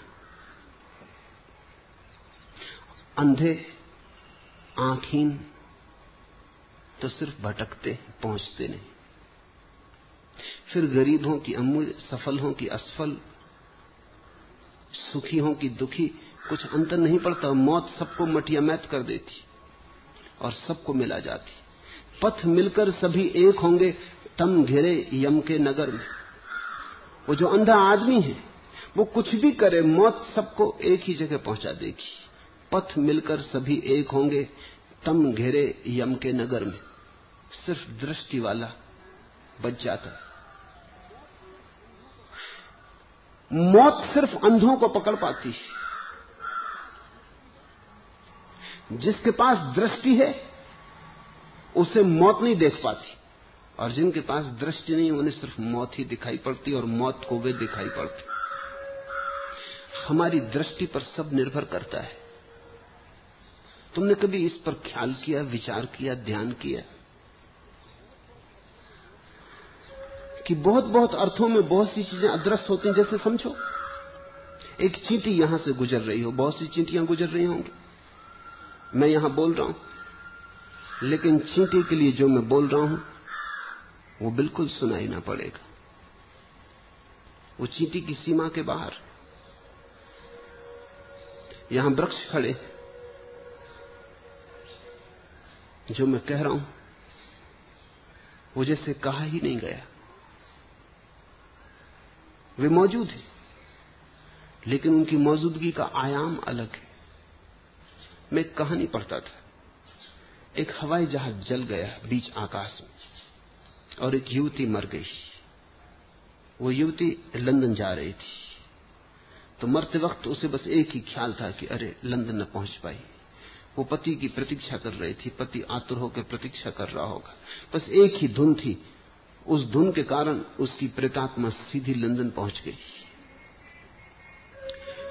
लेकिन वो चकित हुई, लंदन बिल्कुल खाली था। लोग कहां खो गए? क्योंकि जब अपना शरीर खो जाए तो दूसरों के शरीर दिखाई नहीं पड़ते। उसे अभी तो ख्याल भी नहीं आया था कि अपना शरीर खो गया, क्योंकि ये शरीर खो भी जाता है तो सूक्ष्म शरीर तो खोता नहीं, वो बिल्कुल इस जैसा ही है, इससे ज्यादा सुंदर, इससे ज्यादा कमनीय, इससे ज्यादा सूक्ष्म, पर ठीक इसकी प्रतिलिपि। सच्चाई तो ये होगी कि ये शरीर उसकी प्रतिलिपि है। तो उसे अभी तो पता ही नहीं चला था कि मेरा शरीर खो गया। लेकिन जब उसने लंदन में जाकर देखा तो सारे घर खाली पड़े। मकानों से रोशनी निकल रही है, खिड़कियों से रोशनी निकल रही है, लेकिन घर सन्नाटा है, कहीं कोई नहीं। वो थेम्स नदी के पुल पर खड़ी हो गई जाके। उसे भरोसा ही ना हुआ कि जहां हजारों लोग निकलते रहते हैं वहां कोई भी नहीं निकल रहा है। हजारों लोग अब भी निकल रहे हैं, लेकिन देह अपनी खो गई तो दूसरी देह से संबंध नहीं जुड़ता। लेकिन तभी अचानक उसे दिखाई पड़ा उसका पति भी पुल से निकल रहा। जब पति निकला तो उसे दिखाई पड़ा, क्योंकि पति से एक लगाव था, एक घनीभूत वासना थी, प्रेम था। उस प्रेम के कारण एक सूत्र जुड़ा था। उस प्रेम के कारण वो पति के शरीर से ही नहीं जुड़ी थी, पति के सूक्ष्म शरीर से भी थोड़े संबंध हुए थे। उस सूक्ष्म शरीर से संबंध के कारण उसे पति थोड़ा सा दिखाई पड़ा, पहले धुंधला धुंधला, फिर रेखा उभरी, फिर साफ हुआ। लेकिन जब उसे पति दिखाई पड़ा तो चकित हुई कि जैसे ही उसे पति दिखाई पड़ा और लोग भी दिखाई पड़ने लगे। क्योंकि जब एक शरीर दिख गया तो दूसरे शरीर भी दिखाई पड़ने लगे। तत्क्षण पूरा लंदन भरा था। एक क्षण में लंदन खाली न था, हजारों लोग आ जा रहे थे, मकान भरे थे। ये कहानी मुझे बड़ी प्रीतिकर लगी। जिसने भी लिखी हो बड़ी सूझ से लिखी। कहानी तो कल्पित है, लेकिन सूझ गहरी। हमें वही दिखाई पड़ता है जहां हम हैं। अभी हमें शरीर दिखाई पड़ते हैं, इसलिए मौत से हमारा संबंध होने ही वाला है। मौत हमें दिखाई पड़ेगी क्योंकि शरीर की मौत होती, इसलिए हम मौत से भयभीत हैं। जैसे ही दृष्टि जगती है और हमें दिखाई पड़ता हम शरीर नहीं है, मौत के हम बाहर हो गए। फिर मौत भी हमको नहीं देख सकती, वो भी हमको तभी तक देख सकती जब तक हम शरीर हैं और शरीर में हैं और माने हुए हैं कि हम शरीर ही हैं। जब तक हम शरीर के ठोसपन से जुड़े हैं तभी तक हम मौत की सीमा में। जैसे ही हम शरीर के ठोसपन से मुक्त हुए, हम मौत के बाहर हुए। इस जिंदगी में, इन तीनों लोकों में जो भी मिल जाता है वो बाहर बाहर है, वो हमारा कभी नहीं हो पाता। जो बाहर है वो बाहर ही रह जाता है, उसे तुम भीतर ले जाओगे कैसे? तुम संपत्ति का ढेर लगा लोगे, ढेर बाहर लगेगा, भीतर कैसे लगाओगे? भीतर ज्यादा से ज्यादा हिसाब रख सकते हो, संपत्ति के आंकड़े रख सकते हो, वो भी बहुत भीतर नहीं, वो भी मन में होंगे, वो भी चैतन्य में न पहुंच पाएंगे। चैतन्य तक तो आंकड़े भी नहीं पहुंचेंगे। संपत्ति तो बाहर रहेगी, गणित मन तक पहुंच जाएगा, संपत्ति मन तक भी नहीं पहुंचेगी, गणित भी न पहुंच पाएगा चैतन्य तक। तुम्हारी चेतना तो पार ही रहेगी। तो जब तक भीतर की कोई संपदा न मिल जाए तब तक कोई संपदा काम की नहीं। अधिक क्या कहें, अतीत काल में जो श्रेष्ठ जन सिद्ध हुए और जो आगे सिद्ध होंगे वह इस एक सम्यक्त्व का ही परिणाम है, इसी एक सम्यक्त्व का महात्म्य है। किम बहुना भणिये, क्या कहें ज्यादा। अब जे सिद्धा नर बड़ा गए काले, वो जो बीते समय में हुए हैं सिद्ध, जैनों से कुछ लेना देना नहीं है इसका। ये वचन शुद्ध उन सबके लिए है जो सिद्ध हुए। इसमें वेदों के ऋषि और उपनिषदों के कवि सभी सम्मिलित हैं। किम बहुना बड़ियेणम जे सिद्धा नड़बड़ा गए काले, जो बीते समय में, बीते काल में, बेशर्त महावीर कह रहे हैं, कोई शर्त नहीं लगाई। नहीं तो कहते कि जैन सिद्ध जो हुए हैं अतीत में, जो भी जागे, जैन से क्या लेना देना जागने का, जो जाग गए वो सभी जिन हैं। सिद्धिंती जेवी भविया तम जाने सम माहप्पम, वे इसी सम्यक्त्व के महात्म से उपलब्ध हुए, वे इसी दृष्टि के, इसी जागरण से, इसी ध्यान, इसी समाधि से उपलब्ध हुए।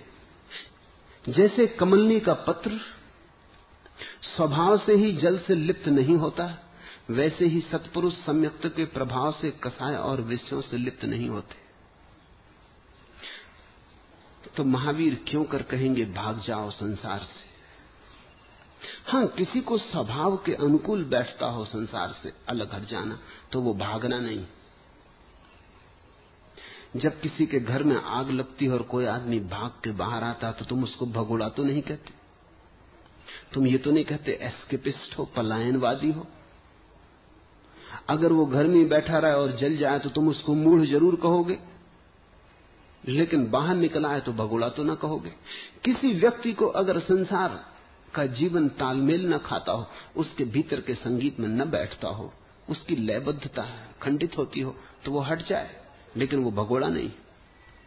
भगोड़ा तो वो है जो ये सोचता है कि संसार से हट जाने के कारण मुझे मोक्ष मिलेगा। जो संसार से हट जाने को मोक्ष पाने का साधन बनाता है वो भगोड़ा है। मोक्ष का कोई संबंध संसार से भाग जाने से नहीं। महावीर कहते हैं जैसे कमलनी का पत्र स्वभाव से जल से लिप्त नहीं होता, वैसे ही सत्पुरुष सम्यक्त्व के प्रभाव से कसाय और विषयों से लिप्त नहीं होते। वो अगर कसियों और विषयों के बीच भी खड़े रहें, जैसे कमलनी का पत्र सरोवर में पड़ा रहता है, तो भी लिप्त नहीं होते। एक दफा दिखाई पड़ना शुरू हो जाए, बस वो दृष्टि ही अलिप्तता बन जाती। दुनिया की महफिलों से उकता गया हूं या रब, क्या लुत्फ अंजुमन का जब दिल ही बुझ गया हो। एक दफा वासना बुझ जाए, एक बार वासना की जगह दृष्टि का दिया जल जाए। दुनिया से कुछ लगाव न उकबा की आरजू, तंग आ गए हैं इस दिले बेमुद्दवा से हम। और फिर न तो इस दुनिया का कोई लगाव रह जाता और न उस दुनिया की कोई आकांक्षा रह जाती। जिनके मन में उस दुनिया की कोई आकांक्षा रह गई, वो दुनिया इसी दुनिया का विस्तार है, वो दुनिया से अभी उकताए नहीं। जो सोच रहे हैं स्वर्ग में मजे करेंगे, जो सोच रहे हैं स्वर्ग में नचाएंगे अप्सराओं को, जो सोच रहे हैं स्वर्ग में शराब के झरने बह रहे हैं, डुबकी लेंगे, वो इस दुनिया से उकताए नहीं, समझ उन्हें आई नहीं, जागरण हुआ नहीं। सम्यक दृष्टि मनुष्य अपनी इंद्रियों के द्वारा चेतन तथा अचेतन तत्वों का जो भी उपयोग करता है, जो भी उपभोग करता है, वह सब कर्मों की निर्जरा में सहायक होता है। महावीर कहते हैं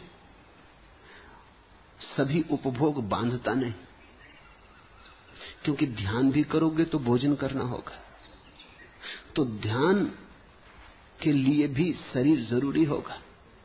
वैश्या के घर जाना है तो भी शरीर से ही चल के जाओगे, और मंदिर जाना है तो भी शरीर से ही चल के जाओगे। किसी की हत्या करनी हो तो भी ऊर्जा चाहिए, भोजन से मिलेगी, और किसी की सेवा करनी हो तो भी ऊर्जा चाहिए, भोजन से ही मिलेगी। भोजन छोड़ देने का सवाल नहीं, भोजन का सम्यक उपयोग कर लेने का सवाल है। तो महावीर कहते हैं सम्यक दृष्टि मनुष्य अपनी इंद्रियों के द्वारा चेतन तथा अचेतन द्रव्यों का जो भी उपभोग करता है, वो सब कर्मों की निर्जरा में सहायक होता है। वो इसलिए जीता है ताकि जीवन के पार जा सके, वो इसलिए भोजन करता है ताकि भगवत्ता को पा सके, वो इसलिए जल पीता है ताकि शरीर तृप्त हो, शांत हो, तो अंतर्गमन हो सके। उसकी दृष्टि हर घड़ी उस भीतर के सत्य पर लगी रहती, वो उसी के लिए सारे जीवन को उपकरण बना लेता है। श्रीमद् भागवत में एक वचन है, स्वयं ही तीर्थानि पुनन्ति संता। संत पुरुष तीर्थों को पवित्र करते, तीर्थों के कारण कोई पवित्र नहीं होता, संत पुरुषों के कारण तीर्थ बन जाते। जहां संत पुरुष बैठता है वहीं तीर्थ बन जाता है, जहां तीर्थंकर चलते हैं वहीं तीर्थ बन जाते। गंगा की खोज मत करो, तुम गंगा कभी ना पहुंच पाओगे। तुम दृष्टि को, सम्यक को उपलब्ध हो जाओ, गंगा तुम्हारी खोज करती चली आएगी। नदी नाला कोई भी तुम्हारे पास से गुजर जाएगा, गंगा जैसा पवित्र हो जाएगा। वास्तविक मूल्य, आत्यंतिक मूल्य तुम्हारे चैतन्य का है। कोई तो विषयों का सेवन करते हुए भी सेवन नहीं करता। ये वचन सुनना, ये गीता में कहा गया होता तो अड़चन न होती, ये महावीर ने कहा है। इसको बहुत गौर से, होश से सुनना। कोई तो विषयों का सेवन करते हुए भी सेवन नहीं करता, और कोई न सेवन करते हुए भी विषयों का सेवन करता है। जैसे कोई पुरुष विवाह आदि कार्यों में लगा रहने पर भी उस कार्य का स्वामी न होने से करता नहीं होता। ये गीता में तो बिल्कुल ठीक था, तो कृष्ण की दृष्टि के साफ था, लेकिन जैनों ने महावीर की दृष्टि को ऐसा लीपा पोता है कि महावीर के ही वचन पराये मालूम पड़ते। महावीर ये कह रहे हैं कि कोई तो ऐसे हैं जागे होने के कारण सेवन करते हुए भी सेवन नहीं करते, भोजन करते हुए भी उपवासे, ठेठ संसार में खड़े हुए भी संसार के बाहर। और कोई ऐसे भी हैं कि न सेवन करते हुए भी सेवन करते, उपवास किए हैं लेकिन भोजन की कल्पना, भोजन की वासना, ब्रह्मचर्य का व्रत लिए हैं लेकिन काम वासना की लहरें, हिमालय पर बैठ गए हैं जाके, लेकिन संसार की पुकार उन्हें अभी भी सुनाई पड़ती। तो असली सवाल बाहर से भाग जाने का नहीं, भीतर से जाग जाने का है। फिर तुम भोग के भी त्यागी हो सकते हो, और अगर वैसा न हुआ तो तुम त्याग कर लोगे और भोगी ही रहोगे। गो में रहा रहीते सितमहाए रोजगार, लेकिन तेरे ख्याल से गाफिल नहीं रहा दुनिया की भीड़ में, रहा बाजार में, रहा उलझा संसार में। गो में रहा रहीते सितमहाए रोजगार, काम धंधों में उलझा हुआ, लेकिन तेरे ख्याल से गाफिल नहीं रहा। बस इतना ही कह सको तो काफी। स्मरण बना रहा, सुरती सधी रही, ध्यान का धागा हाथ में रहा। फिर रहो तुम बाजार में, तुम कमलनी के पत्र की भांति सरोवर में पानी के बीच रहते हुए भी पानी से अस्पर्शित रहोगे। महावीर कहते हैं जैसे कोई आदमी विवाह इत्यादि का आयोजन करता है, मुनि मालिक नहीं, तो बड़ी दौड़ धूप करता है, इंतजाम करता है, बैंड बाजे लाओ, भोजन पत्तल सजाओ, लेकिन चूंकि वो मालिक नहीं है इसलिए परेशान नहीं है। रात घर जाके सो जाता है मजे से, कोई याद भी नहीं आती, काम था कर दिया। करता तो वो नहीं है, लेकिन मालिक चाहे दौड़ धूप भी न कर रहा हो, सिंहासन पर बैठा हो, लेकिन रात सो न पाएगा। उसकी लड़की का विवाह हो रहा, बड़ी चिंताएं पकड़ेंगी। चिंताएं विवाह के कारण नहीं पकड़ती, चिंताएं पकड़ती हैं मेरी लड़की। जहां मेरा है ममत्व है वहीं संसार है, जहां मेरा नहीं ममत्व नहीं वहीं संसार खो गया। तो फिर तुम कर्ता भाव से मुक्त होकर जो भी करो उसका कोई बंध नहीं। इसी तरह काम भोग न संभाव उपस्थित करते हैं और न विकृति। ये वचन तुम सोचना, जैसे किसी महातांत्रिक ने कहे। इसी तरह काम भोग न संभाव उपस्थित करते हैं और न विकृति या विषमता। जो उनके प्रति द्वेष और ममत्व रखता है वह उनमें विकृति को प्राप्त होता है। न रखना द्वेष, न रखना ममत्व। जो हो चुपचाप अपने बोध को संभाले होने देना। जो हो स्थिति, स्मरण न खोए, आत्मस्मरण न खोए, बस इतना काफी है। तो महावीर बड़ी हिम्मत का वचन कह रहे हैं। वो कह रहे हैं काम भोग भी न तो बांधते हैं, न उन्हें छोड़ने से कोई छूटता है, न तो काम भोग से कोई बंधन निर्मित होता है और न काम भोग से कोई मुक्ति निर्मित होती है। हाँ, काम भोग के प्रति द्वेष और ममत्व का भाव, उससे ही रज्जु निर्मित होती जो बांधती। तो तुम कोई ममत्व का भाव मत रखना, द्वेष मत रखना। अब जिनको तुम संसारी कहते हो, जिनको तुम श्रावक कहते हो, इनका ममत्व है काम भोग में। तुम अपने सन्यासी को पूछो उसका क्या है, उसका द्वेष है। अगर तुम्हें कोई नग्न तस्वीरों वाली किताब मिल जाए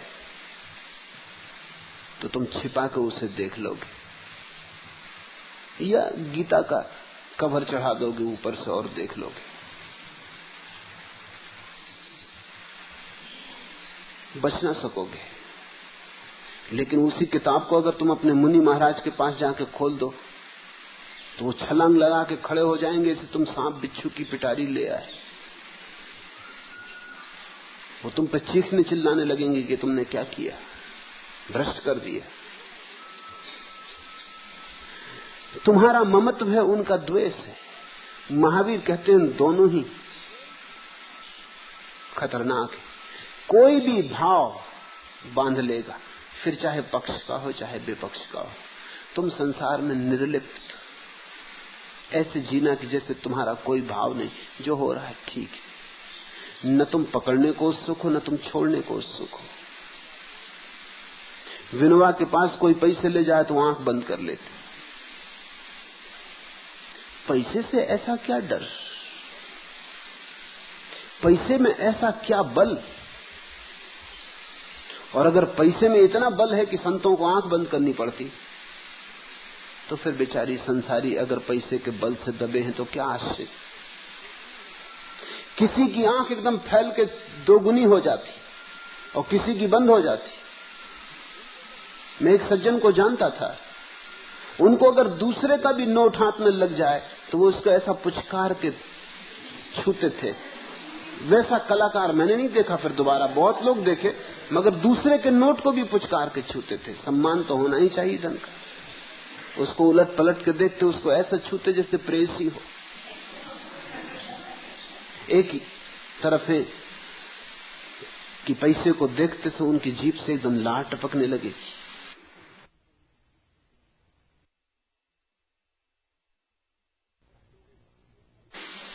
और दूसरी तरफ लोग हैं कि आंख बंद कर लेंगे। लेकिन फर्क क्या हुआ?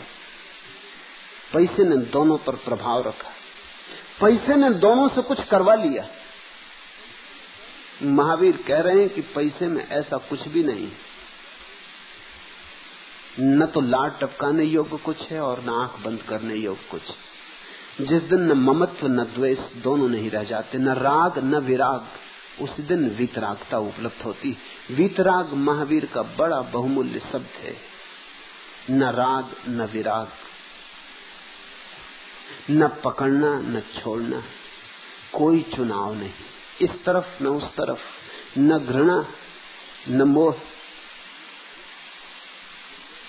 अपने में स्थिर हो जाना, अपने में रम जाना। कि बाहर से कोई भी घटना घटे, तुम्हारे भीतर पक्ष विपक्ष में कोई भी विचार ना उठे, भाव ना उठे। ऐसी वीतराग दशा ही मोक्ष का द्वार है। महावीर इस दृष्टि को सर्वाधिक मूल्यवान कहते हैं। तूफान से उलझ गए लेकर खुदा का नाम, आखिर निजात पा ही गए ना खुदा से हम। माझी से छुटकारा पा लिया खुदा का नाम लेके, लेकिन महावीर ने खुदा से भी छुटकारा पा लिया। ना खुदा से तो छुटकारा पा ही लिया, किसी के पीछे तो वो चलते ही नहीं, कोई माझी नहीं, लेकिन खुदा से, परमात्मा से भी छुटकारा पा लिया। उन्होंने तो सीधा धर्म का विज्ञान निरूपित किया कि दृष्टि की शुद्धि ही तुम्हारी मार्गदृष्टा है, वही सद्गुरु है।